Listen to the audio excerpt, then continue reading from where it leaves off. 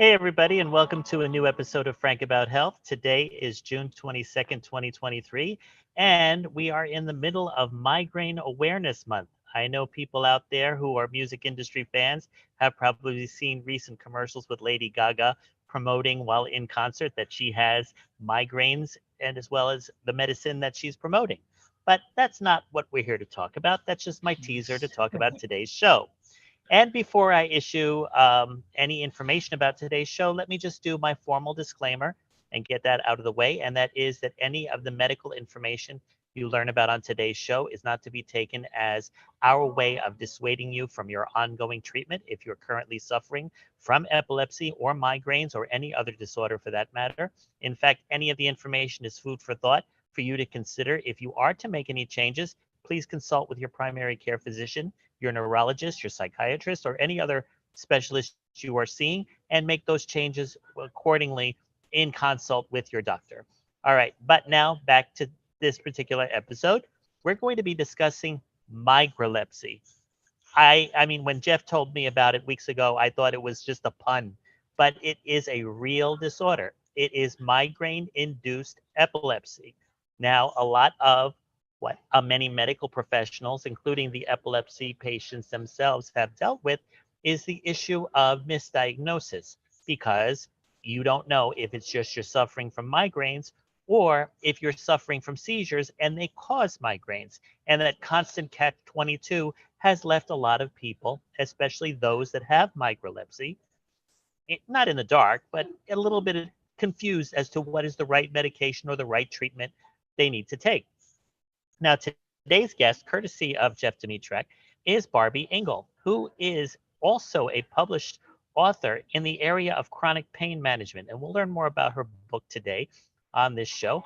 But we do want to hear about her story as being a patient of migralepsy, as well as get a new perspective on the various shows that both Jeff and I and Danielle Swanson have discussed on various aspects of seizure disorder, whether it's epilepsy or post-traumatic epilepsy or the various treatments, so forth and so on. So that all being said, I want to first welcome Barby Ingle to the show and just pretty much let you, Jeff, give me her background so that you can really give her the light that she deserves before she shares her story. Well, Barby Ingle has written an astonishing 9 books, and really she is a chronic pain advocate. She is a misdiagnosis advocate, just a patient advocate in general. We need more like her out in the community, and we just need more advocacy about migralepsy, migraine, chronic pain, epilepsy, with invisible illness. When you look in the medical books, there is still so much, just not knowing about migraine headache. When you think, when the greater population thinks about migraine headache, they just think it's a bad headache. And really, that's not the case. It's a really electrical misfiring, just like an epileptic seizure. So many think that it's on the continuum of epilepsy, and that's Right. really kind of how the migralepsy term formed. Even though the short definition of it is, it's soon after you have migraine headache, you develop seizure, activity. So that is the short definition for it. So, but really, she's going to talk about her story and how she has a rare disease, an autoimmune disease, and really other autoimmune diseases. Also they have a comorbidity of epilepsy. Yes, sorry, but for my No problem. Sometimes Yes, it sounds like a tongue twister into itself. Comorbidity. exactly. Yeah. I Yeah. just misspeak all the time, so No. try to bear with me here. So, and No, yeah, you're doing a great job. You're doing a great job yes, so far. and so also, I wanted to mention that migraine impacts 40 million people in the US and 1 billion people across the globe.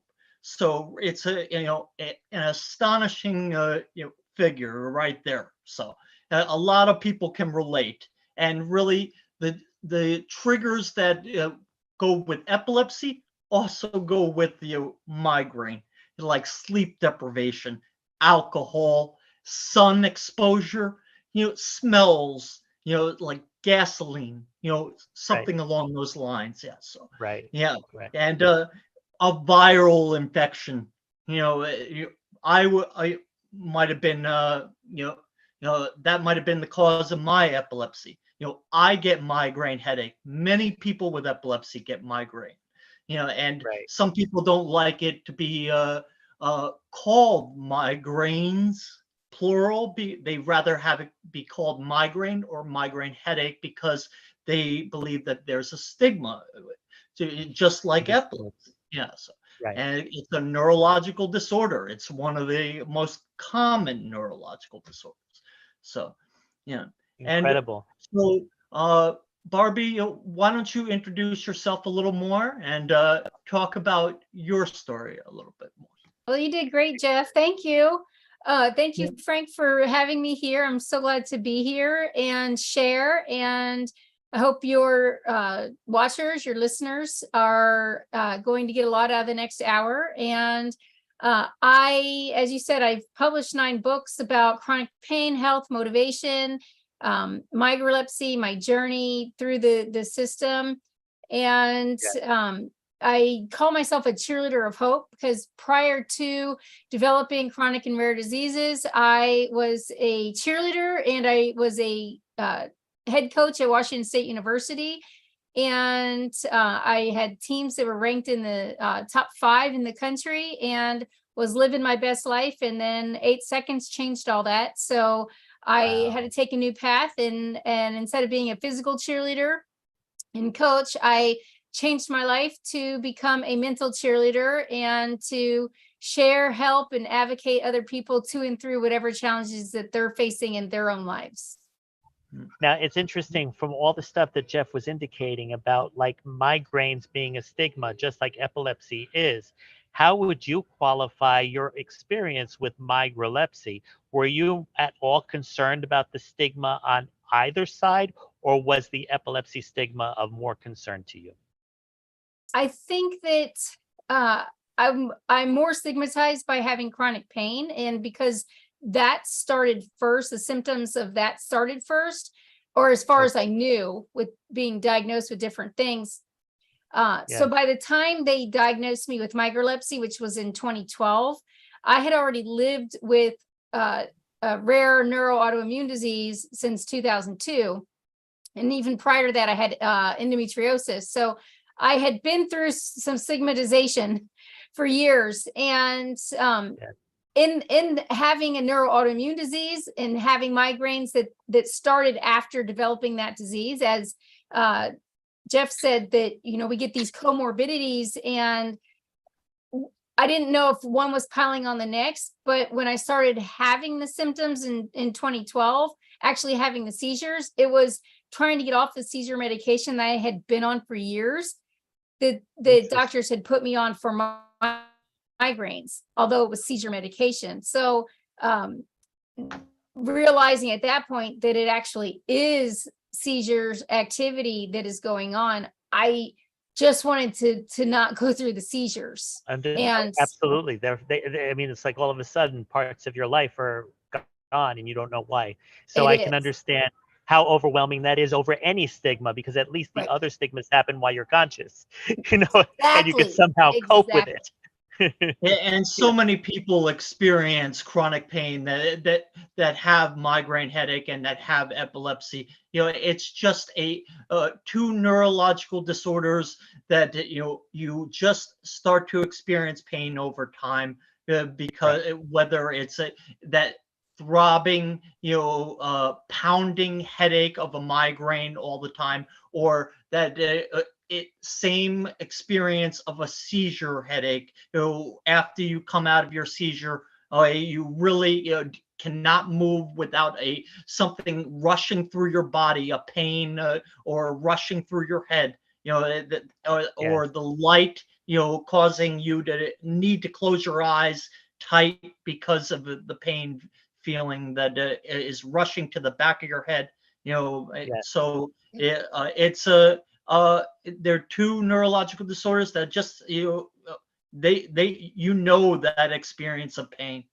Right. Yes. It's very interesting. And I think because it seems as though we're going to be in a break pretty soon. So I want to expand about my comment that I'm about to tell you. It seems as though that since you mentioned you started with endometriosis and then you were starting to go through the autoimmune disease, and which led to migraine activity, and then I guess subsequently seizures, Yes. It almost sounds like in some form that migralepsy is a form of post-traumatic epilepsy. Would you agree with that, Jeff, or am I making an well, post-traumatic epilepsy is usually related to some sort of injury. Brain injury. Yes, some sort of I head trauma. I have had multiple concussions throughout my life as a cheerleader, getting dropped from pyramids or hitting my head on a back handspring or those types of things. So I have had head injuries through my life, but I didn't necessarily make that correlation, but that's interesting, something interesting to further research. And also the excitability, you getting overheated, that may be a trigger as well? Oh goodness. I don't think that getting overheated is a trigger, but I am very sensitive to cold. So I'd rather be too hot than be normal temperature or too cold. So I'm not. The only reason why I bring it up because it's also a trigger for seizures. People exercising, getting overheated. Yeah. So their heart rate getting too high. Yeah. So. Yeah. Well, we have 1 minute to break, so I just want to make some final comments before we go to our commercial break. First of all, I want to welcome Cerebral Wind back from last week. Your Twitch comment, quote unquote, migraine headaches are absolutely the worst. I get them all the time and have since I was very young. Thank you for your advocacy on that. I mean, I'm learning a lot about Barbie's story and I'm coming with the inference that it could be a post-traumatic form. But you did indicate, Barbie, that while you were cheerleading, you were having concussions and things like that. It probably led to both migraines and seizures. And then maybe in turn, the migraines caused the seizures. I mean, it's such a big circle of knowledge that we still have to explore in the next section. So when we return right here on talkradio.nyc, we will come back with Barby Ingle and her story and learn more about the various books that she's written, including one that I understand is called From Wheels to Heels. And I definitely want all of us to learn more about that book because HEALS, heals, is the motivation there. We're all looking for ways to heal. All right, so welcome to twitch.tv, LinkedIn, Facebook, Twitter, and of course our YouTube channel. And right here on talkradio.nyc, we'll be back in a few minutes. Are you a business owner? Do you want to be a business owner? Do you work with business owners? Hi, I'm Stephen Fry, your small and medium-sized business or SMB guy, and I'm the host of the new show, Always Friday. While I love to have fun on my show, we take those Friday feelings of freedom and clarity to discuss popular topics on the minds of SMBs today. Please join me and my various special guests on Friday at 11 a.m. on talkradio.nyc. Are you a conscious co-creator? Are you on a quest to raise your vibration and your consciousness? I'm Sam Leibowitz, your conscious consultant. And on my show, The Conscious Consultant Hour, Awakening Humanity, we will touch upon all these topics and more. Listen live at our new time on Thursdays at 12 noon Eastern Time. That's The Conscious Consultant Hour, Awakening Humanity, Thursdays, 12 noon on talkradio.nyc.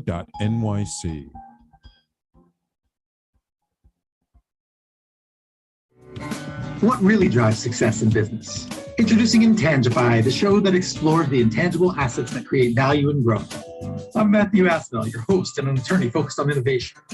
Join me Fridays at noon Eastern to discover how innovation, culture, and other intangibles shape driving companies from startups to established businesses. We'll share strategies to unleash your business's true potential. Tune in live on talkradio.nyc Fridays at noon Eastern and intangify your business today. You're listening to Talk Radio NYC. Uplift, educate, empower.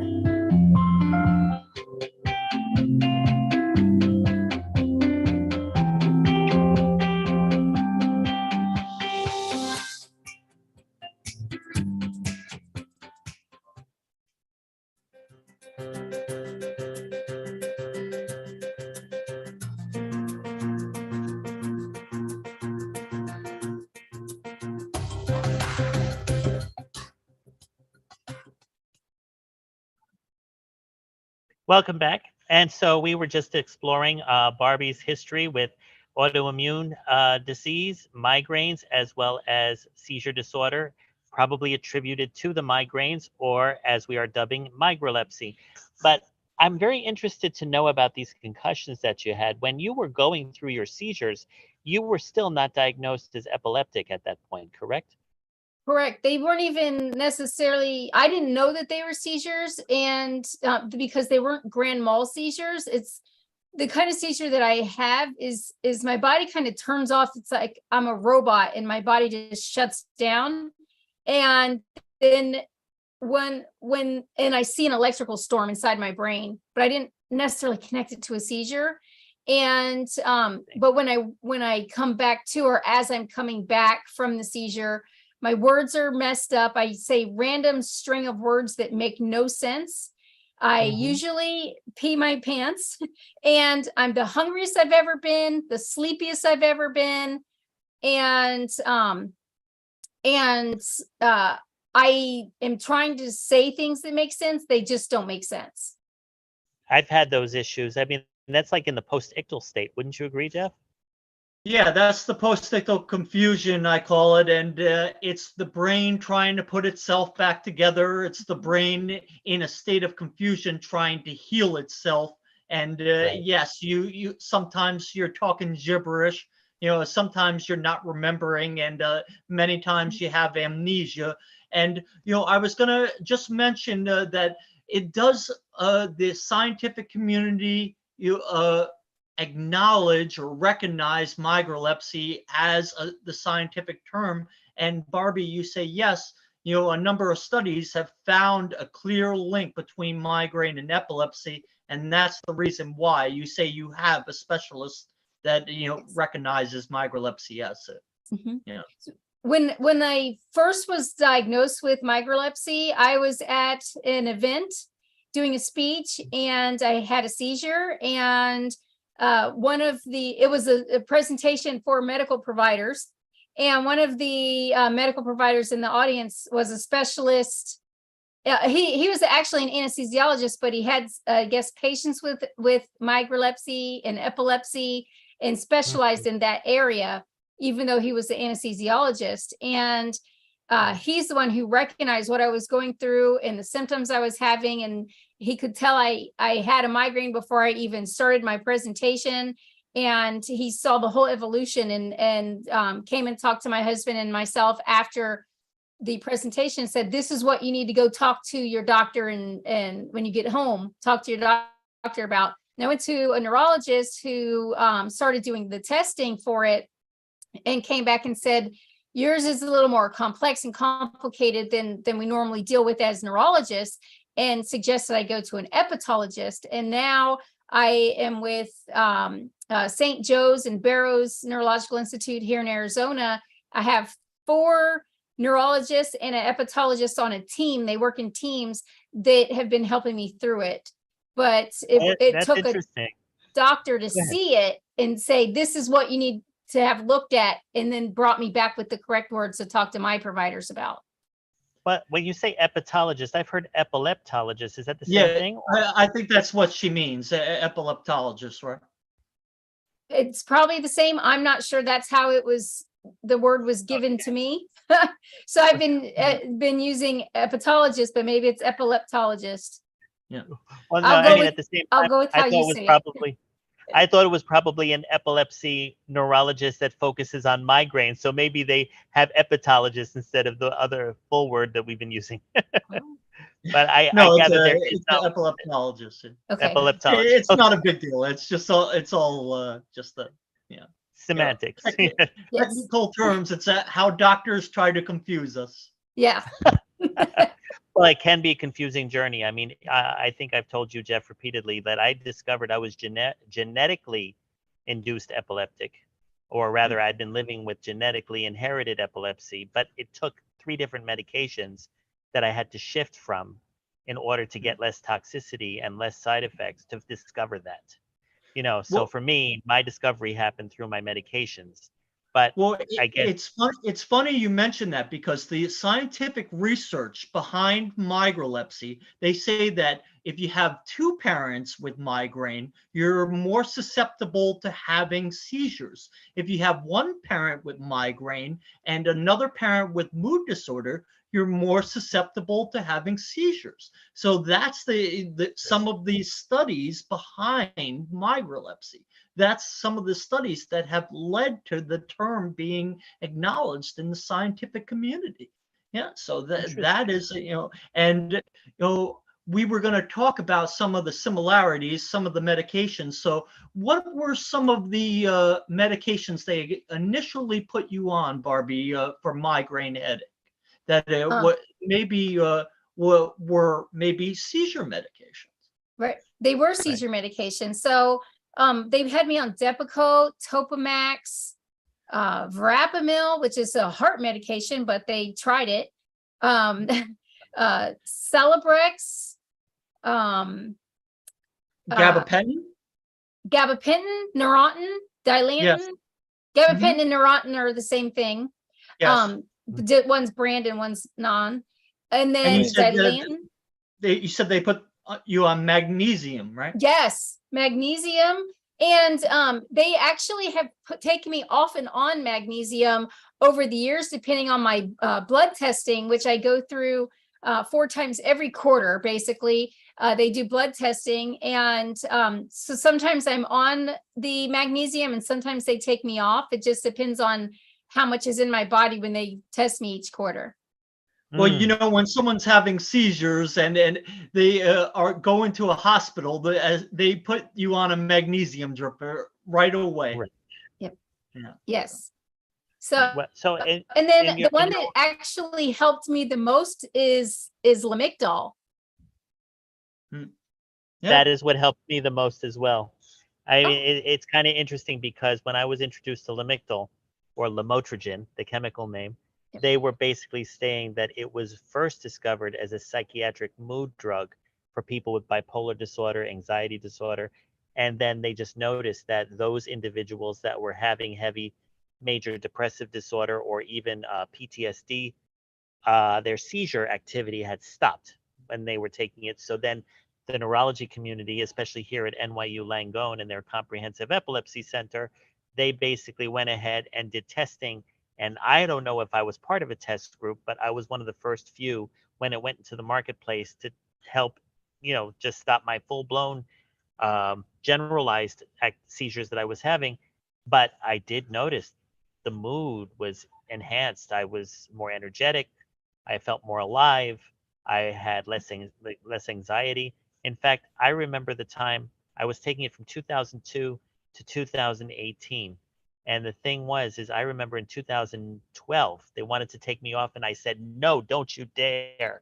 They wanted to put me on Keppra, but I just said, I will take both Keppra and Lamictal because I wanted to keep the good mood while at the same time getting the better drug with less symptomology that I didn't even find any symptoms with Lamictal. But then again, coming from the perspective of one that has genetically based epilepsy, I don't know if it would have been completely foolproof for you because yours is all based on a lot of other incidences that you were dealing with, right? Well, I just want to mention one thing. You said you had generalized seizures, and for similarities between migraine and seizures, are migraines or migraine headache, can they be generalized like seizures? So, did any of your migraine headaches go from one side of the head to the other? Did it cross over? So that would be generalizing. So did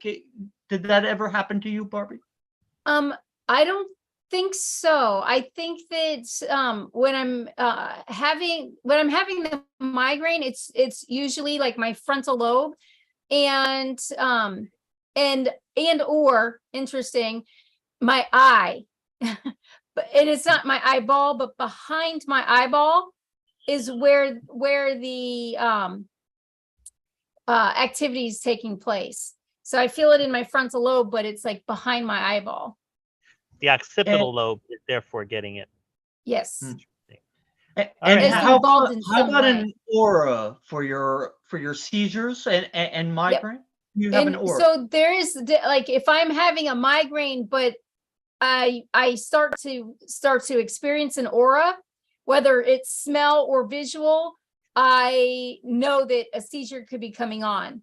And it's a trigger for me. I smell cigarette smoke, but in general, even without a seizure happening, I have one of the best smelling noses ever. So I will smell things that people are not smelling at all. And I'll say, I smell this smell. And then all of a sudden we'll come up to what the smell was. And they're like, how did you smell it way back over there when no one could smell it? It's almost like the smelling of a dog or something, of how strong my smelling is. And as the seizure is coming on, it's even more heightened. But in maybe that sense of smell, that sense of smell has been problematic when causing your migraine. Yes, I'm very sensitive. Barbie, we're about to take another break, but before we go on that break, I did want to ask you, in all of those cases, based on the questions Jeff asked you, you had never lost consciousness, correct? I don't lose consciousness. I do see a lightning storm in my brain.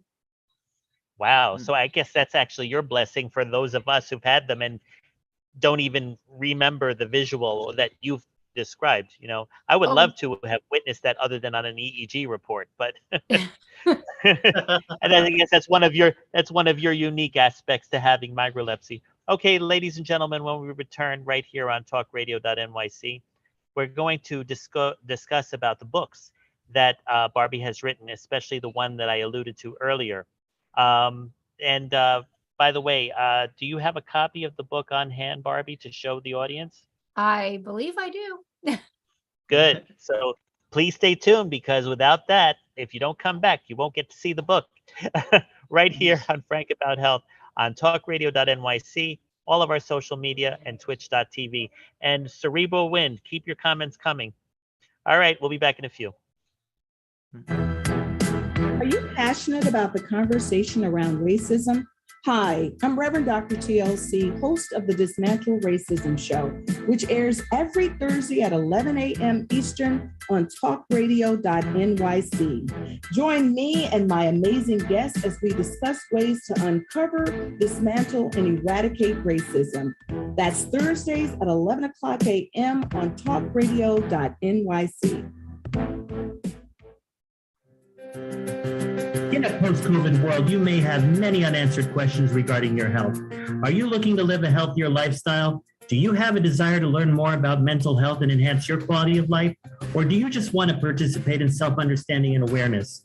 I'm Frank R. Harrison, host of Frank About Health, and each Thursday, I will tackle these questions and work to enlighten you. Tune in every Thursday at 5 p.m. on talkradio.nyc, and I will be Frank About Health to advocate for all of us.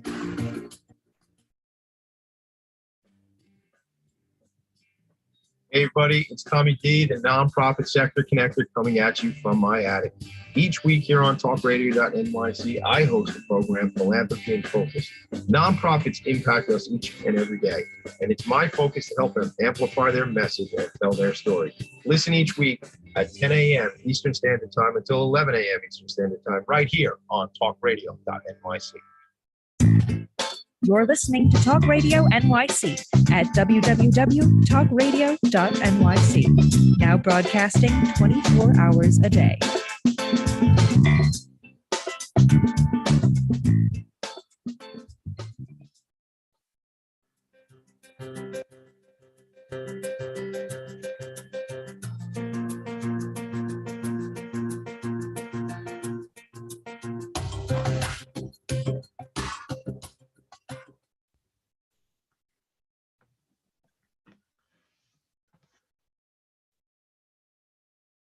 Okay, welcome back. Now we want to go over Barbie's history with her books, especially leading up to the more recent book that has to help us all with dealing with chronic pain management.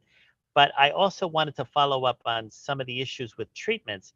You did mention earlier in the program, Barbie, that you've gone through a whole spectrum of everything from dealing with autoimmune disease and endometriosis and having concussions while cheerleading, dealing with your migraines, having seizures as a result of them in a very unique way while conscious. So it sounds like that while you were going through that road, you were writing books as you were on each segment of that road. Is that correct? That's exactly what happened. I took 6 years to write my first book. It was called RSD and Me, or it still is called RSD and Me, and which is the rare disease that I developed in 2002. And RSD stands for reflex sympathetic dystrophy. And I did that while I was in a wheelchair. My right arm was curled up with dystonia. My right leg ended up doing the same.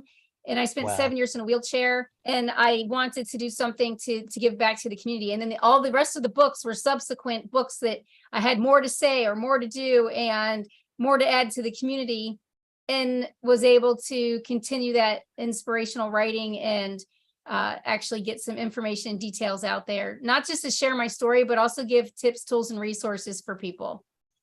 You were also at the same time while writing, that was an inspiration driven by your search for trying to understand and learn what was going on with you, correct? Absolutely. And I used it for counseling. I used it for healing. I also used it to do research and find out what else is out there. And as a conductor, to reach other people and make a network that could help me through what I was facing. Now, during the commercial break, any of the Zoom watchers out there were probably looking at the books you put up in front of the camera. Were they the beginning stages leading towards the current book that's out in the market? They are. This one is the Pain Code, and it's how to navigate the minefield of the health system. So it covers everything from writing your living will to making sure that you can appeal an insurance claim that is denied, or working on a prior authorization and getting your insurance to cover that need that you have. The other one I held up was Aunt Barbie's Invisible Endless Owie.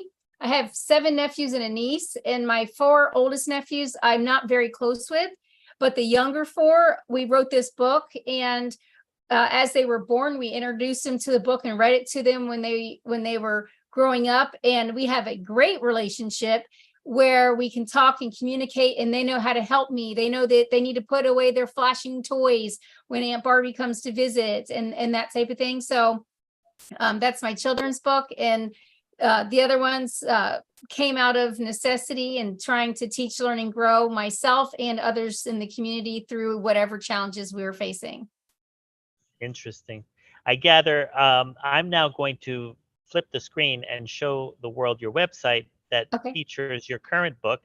I gather before I do that, the books that you just showed, are they still available for sale on Amazon or any other place? Yep. They all 9 of my books are still available on Amazon, on my website, and you can go into any bookstore if you prefer to shop at a local bookstore. They all have ISBN numbers, and they can be ordered to any store. So wherever you choose to order it from, it should be available. You can go in with the title, and they can pull up the ISBN and order it straight to that store for you.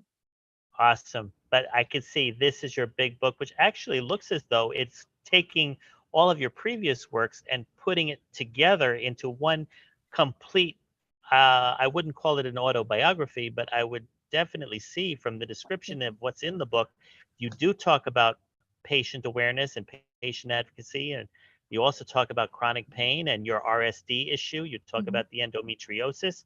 You talk about prescription monitoring legislation. I mean, you're really comprehensive in all of this. You are coming from a position of not just a patient, but definitely an advocate. Very impressive, Barbie, I have to say. Thank you. And very I fashionable teach, too. thank you. I teach medical providers now And so I say I'm not a doctor, but I do teach them. Perfect. But at the end of the day, we, the patient, the only one who really knows how we feel is us. Amen. And so we have to look at the doctor as a colleague and, okay, together we're going to work on me, but we're going to explore all the knowledge that is there, also refute the things that don't make any sense, and at the same time do our own independent research whenever necessary, as you had to do. And you were able to therefore know which were the right drugs that you have been taking since, so to stop any of the seizure activity while still dealing with migraines, correct? Correct. Absolutely. And in the beginning, I just listened to exactly what the doctors told me and did what they told me to do. And I kept getting worse and worse and worse. And when I stopped and did research for myself, became responsible for myself in between my appointments, and took the time to really think about, do a journal and look at patterns and see what was happening, it helped me get the treatments that I needed. And it helped me become the chief of staff of my medical team, so I could work in conjunction with the other people helping me and be a part of that conversation and know, okay, doctor, you want me to do X, Y, and Z in between appointments. I tried that. Here's what happened. Let's have a conversation about it. And same thing with my medications. I was able to get pharmacogenomics testing. And so the experiences that I had with the complications of medications going through this process and diagnosis and misdiagnosis were all explained when I got that pharmacogenomics testing and compared FDA approved medications as well as over-the-counter medications with my genetics, and saw, oh, this is why I didn't do well on that medication. This is why I do well on this medication. And it did come down to my genes and how my body was able to process and metabolize the different medications that are out there. So even more so, I don't have to go through that trial and error anymore of let's try this medication and see if it helps. We can look at my genetics and see this will help or this won't help, and even appropriate doses if my body metabolizes one quicker than another. Right. Well, that makes this quote definitely the value-added proposition to what you just said. Knowledge definitely equals power, and you look for your options, most importantly, without guilt of others, affecting how you choose to take control of your life. Of course, I just phrase that as if I was telling someone else about what you said, but the same thing. Obviously, for the who just saw the page, it is available on Amazon.com. And I gather if you are dealing with any kind of chronic pain other than migralepsy, I'm sure the book is also for them, correct? Absolutely. And I have actually worked with and studied over 150 different diseases that involve chronic pain. And some of them, like because I deal with migralepsy, have been on epilepsy in general and things that we can do to have really good brain health, not just taking the medications, but also good sleep and good hydration and researching and studying what's coming down the pipeline, because there's always new things coming out. Find what works best for you and what you're willing to do. So then would you say from all of the writing you've done and the research and advocating that you've done that you see that there are varying treatments for migralepsy, or that it really depends on the person? It's an issue of having both seizure disorder and migraines, or it's the individual's tolerance for either? I know that most providers look at it as two different things. I look at it as each individual needs to find out what works for them. And the better you use the tools in your life, the quicker that can happen. And like I said, it was a process for me. And I went through the ups and downs of step therapy and trying out different medications and failing first on medications before being able to try another medication, and finally ending up with Lamictal, which was the ultimate thing that helped me. But it really, to me, is an individualized situation. I have other family members that have similar complications in their life or challenges in their life. And even being, siblings or cousins, it's even different for us. So there is a genetic component with what we face, but it also depends on our environment and lifestyle and things that we're doing in our life as to what's going to be beneficial, helpful, and what we're willing to try. Right. Okay, so then basically, currently you are managing your chronic pain. Of the medications you're taking, are they predominantly for epilepsy or seizure disorder, or are they predominantly for migraine control? Predominantly for seizure control.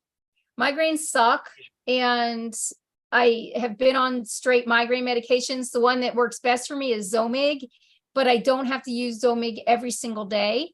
With the Lamictal, it's an every day you take this pill kind of situation. So I would say seizure medication, where the Zomig I use, and I've used other migraine medications in the past, but that was the best migraine medication for me. And between the two, seizures and making my brain not shake and have that electrical storm and keeping my words pretty good most of the time is. You said that you also have diet in your life. Yes. It's a big aspect to your treatment. Absolutely. Interesting. Did you genetically test for diet as well? I did a microbiome test for diet. So for microbiome testing, you poop and then you take a little scoop of it and you send it to somebody. Yuck. And they analyze your poop. Who wants that job? I'm glad somebody has that job. But it came back with like 70 pages of foods. Why? I think there's a blood test. I don't think you have to go that far.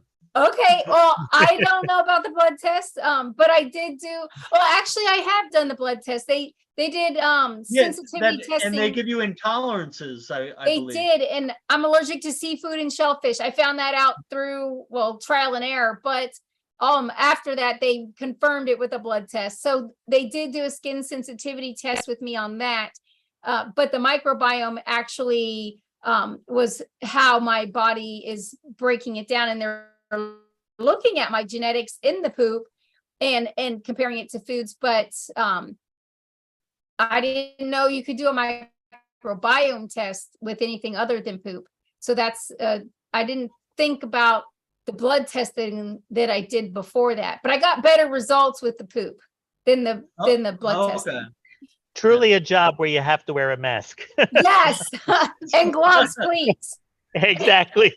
All right. That all being said, we're about to take our final break, and it has been a very interesting story, especially the way that you've been managing your symptoms through your own self-advocacy. And that's what I have been saying right here on Frank About Health for the last 2 years. So I'm really glad you've had a chance to share your story and also your treatment modality, which is your own advocacy and research and your writing.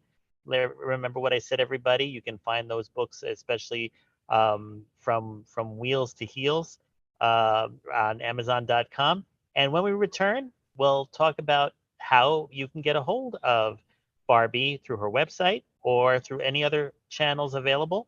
And we'll just wrap up. So stay tuned. What really drives success in business? Introducing Intangify, the show that explores the intangible assets that create value and growth.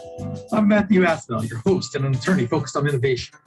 Join me Fridays at noon Eastern to discover how innovation, culture, and other intangibles shape and driving companies from startups to established businesses. We'll share strategies to unleash your business's true potential. Tune in live on talkradio.nyc Fridays at noon Eastern and Intangify your business today.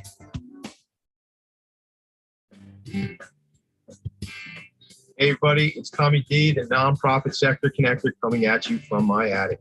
Each week here on talkradio.nyc, I host a program, Philanthropy in Focus.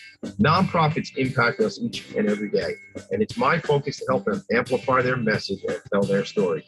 Listen each week at 10 a.m. Eastern Standard Time until 11 a.m. Eastern Standard Time, right here on talkradio.nyc. Are you a conscious co-creator? Are you on a quest to raise your vibration and your consciousness? I'm Sam Leibowitz, your conscious consultant. And on my show, The Conscious Consultant Hour, Awakening Humanity, we will touch upon all these topics and more. Listen live at our new time on Thursdays at 12 noon Eastern Time. That's The Conscious Consultant Hour, Awakening Humanity, Thursdays, 12 noon on talkradio.nyc. You're listening to Talk Radio NYC at www.talkradio.nyc. Now broadcasting 24 hours a day.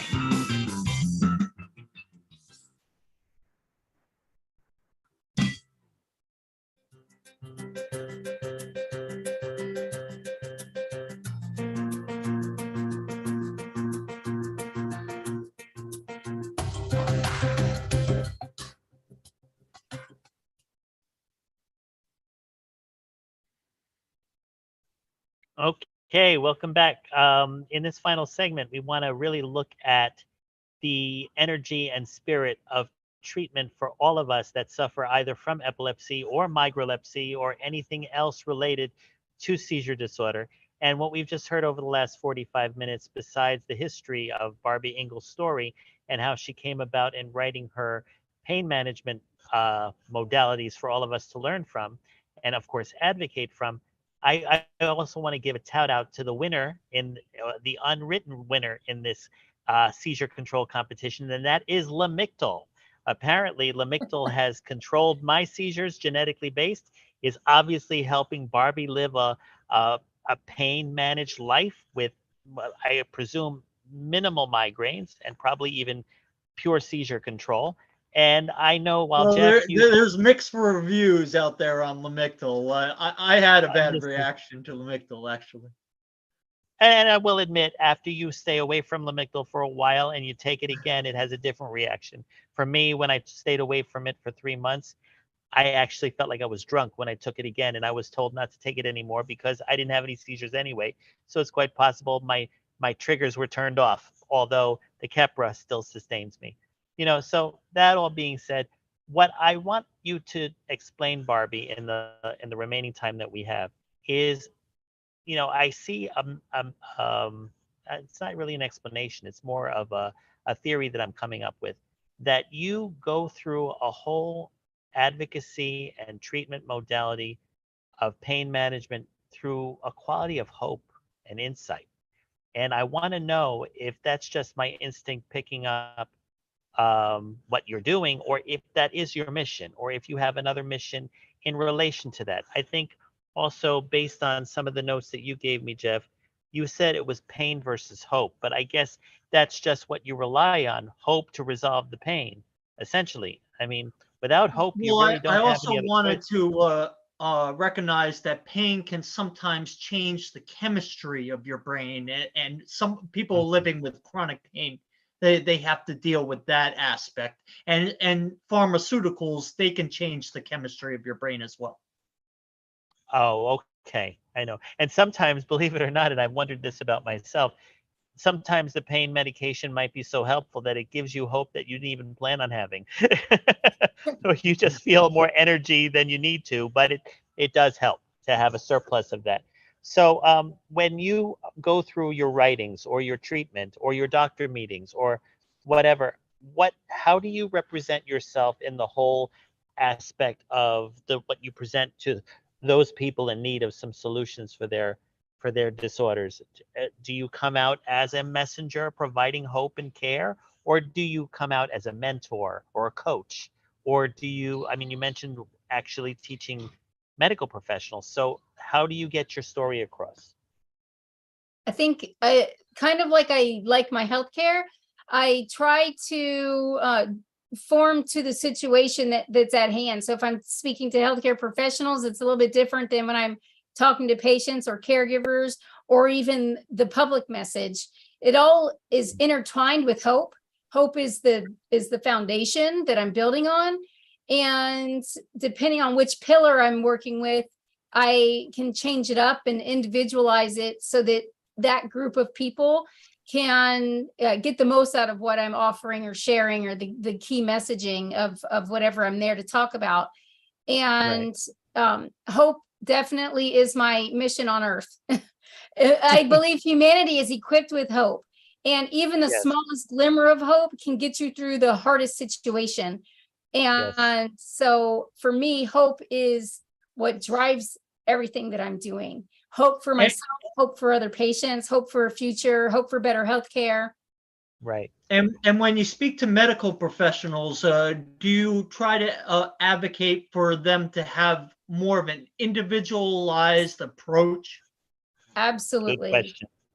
Good Absolutely. question. Individualized care needs to happen at every level of somebody's life, and the treatments that they're receiving, the care that they're receiving. The more individualized we can make it, the better that person will do individually. And to me, that's the goal, is for each of us to live our best life.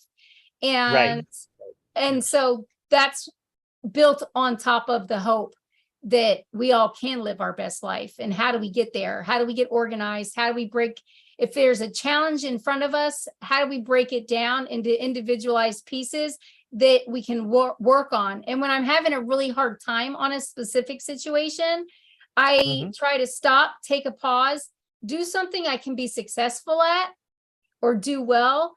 And then whether it's laying in bed and trying to rest all day, or getting up and writing a few pages in my journal, or towards my next book, or talking to a patient or talking to a provider to get through that situation, get a win, and then go back to the hard, challenging thing and try to retackle that with that hope and positive. Talk about brain chemicals, endorphins and serotonin, the things that make our brain go.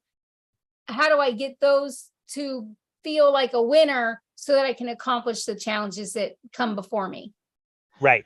Yeah, and I feel like someone that takes a lot of medication, it's hard to feel like you're being productive. You need to not put so much pressure on yourself to be like, I need to finish all these things for the day. You need to just take baby steps.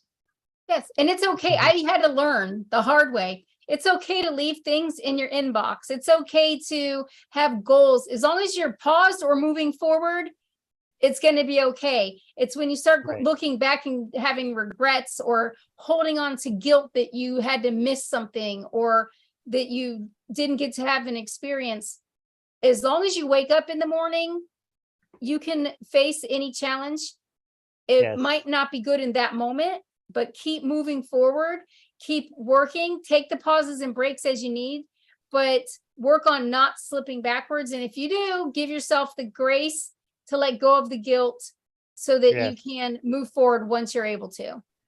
And also to know that if they are dealing with a doctor, I just wanted to add this, and also if they are dealing with a doctor that comes with a very generalistic overview of the issue and doesn't seem to be fully engaged in your individual treatment, that doesn't mean that they're bad people or bad professionals, although that is the label that a lot of them end up receiving. It just means that they're just unaware of your disorder and they really don't know the right modality of treatment yet. So I think someone like you're suggesting that they should be, when meeting with their doctors, they should take on the incentive to see that if the doctor doesn't seem clear, then it's your turn to educate them so that they can be on the same page with you in your individual treatment. Okay, Jeff, what were you going to say?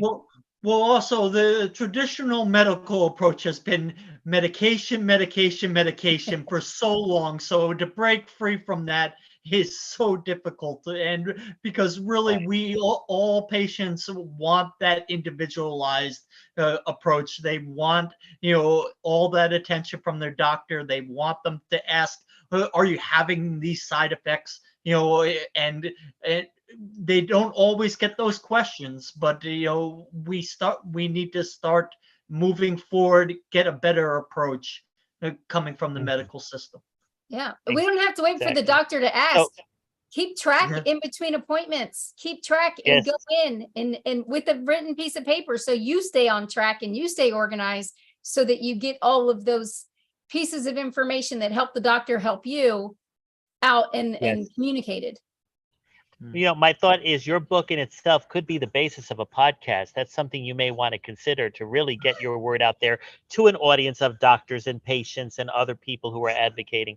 By the way, how can people receive or contact you for questions beyond when they see this show? They can contact me through my website, barbyingle.com.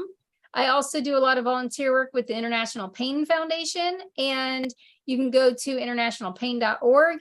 And you can reach out to me through email, Barby with a Y, BARBY, at Barby Ingle, my full name, at .com. Right, perfect. And are you actually taking consulting appointments or teaching classes or speaking publicly at any place soon?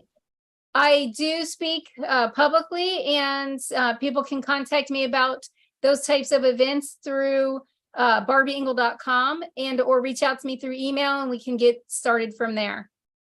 Awesome. That's Okay, great. well, we're 1 minute before sign off. I just want to thank everybody for paying attention to this episode on migralepsy. It was unique to me, so I was more of a student today. But And thank you, Barbie, for coming on. Really, it was very informative. Absolutely. And we will definitely be in touch. I know when we are finished with the show, I will probably have to call you back within an hour when I get back to my residence. So if you don't mind, email me your phone number so I can call you back this evening, because I also will let you know how the files of this show will be sent to you, so you would be able to promote them on your websites and stuff like that. Okay, and ladies and gentlemen, stay tuned for tomorrow's slate of shows right here on talkradio.nyc, starting in the morning with Philanthropy in Focus with Tommy D, then going on with Stephen Fry, and It's Always Friday, and closing the day with Intangify and Matthew Asbell as your host. Okay, that all being said, we'll be here right next week, same time, same station on Frank About Health. The information is going to be released as to what the topic covers, but it should be a promising show utilizing artificial intelligence. That's being a little hint right there. That all being said, thank you, Jeff, again for hosting another epilepsy show with me. We're going to be doing another one soon. I think it'll probably be over the next 6 weeks, but I'll touch base with you about that, I guess, early next week. And ladies and gentlemen, thanks for being here on twitch.tv, talkradio.nyc, Twitter, Facebook, YouTube, and LinkedIn. The more the merrier. By all means, share the love with everybody. Tell them all about Frank About Health and about Barby Ingle. And we'll see you next week. Signing off now. Take care. Bye.